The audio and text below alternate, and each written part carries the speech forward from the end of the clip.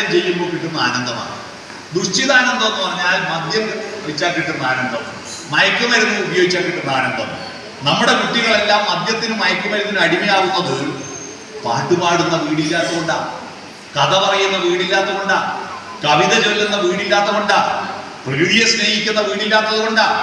രാവിലെ വാതിൽ തുറന്നിട്ട് മുറ്റത്ത് വിരിഞ്ഞ പൂക്കളോട് വർത്തമാനം പറയണ്ടേ? ആ പൂക്കളിൽ വന്നിരിക്കുന്ന പൂമ്പാറ്റകളെ കാട്ടിക്കൊടുക്കണ്ടേ?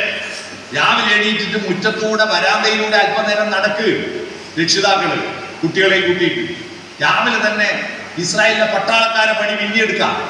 ഇസ്രായേലിലെ പട്ടാളക്കാര് 3-4 കൊല്ലമായിട്ട് രാവിലെ ഉറക്ക് കളിഞ്ഞ ഉടനെ 3 മിസൈലിൽ തീ കൊടുക്കും, എന്നിട്ട് പല്ല് വരെ തേക്കും.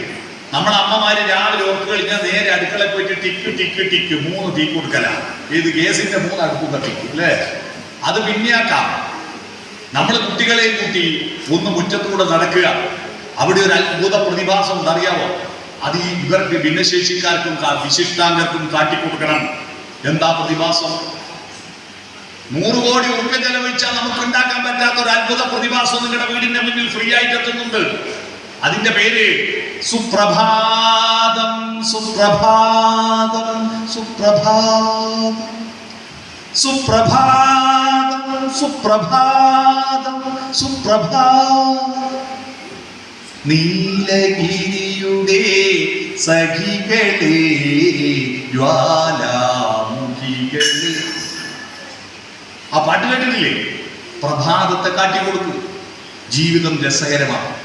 ദുഃഖങ്ങളെ പറ്റി മാത്രം പറയില്ല. യേശുദാസിന്റെ പാട്ടിന് 60 വർഷം തികയുന്ന ദിവസം എൻ്റെ നാട്ടിൽ ഒരു വായനശാലയിൽ ഒരു പരിപാടി വെച്ചു. എല്ലാവർക്കും പാടാം എന്നായിരുന്നു പരിപാടി.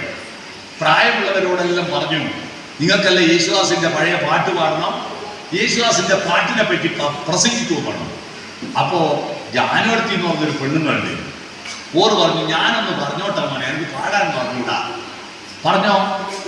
ഓരയിൽ മൈക്ക് കൊടുത്തിട്ട് ഓരോ പ്രസംഗമാണ് എനിക്ക് കേൾക്കേണ്ടത്. യേശുദാസിന്റെ പാട്ടുള്ള കൊണ്ടാണ് ഞാനിപ്പം ജീവിച്ചിരിക്കുന്നത്. ആന്തരിക ജാനുവരത്തി ഈ ഗോയിനാട്ടമില്ലേ, എന്നെ കല്യാണം ഗോയിനാട്ടിനപ്പുറം ഇരിക്കുന്നുണ്ട്. കല്യാണം കഴിച്ചു കൊണ്ടുവന്ന ആദിക്ക് എൻ്റെ വീട്ടിൽ എപ്പോൾ പോയപ്പോൾ ഇവിടെ നമ്മളെ വീട്ടിൽ എപ്പോൾ ചക്കക്കുരും വെള്ളരിക്കും ഓലയും സാമ്പാർ വെക്കാനാണ്. എനിക്കിത് പണ്ട് പിന്നെ എങ്ങനെയാ വെക്കേണ്ടത്?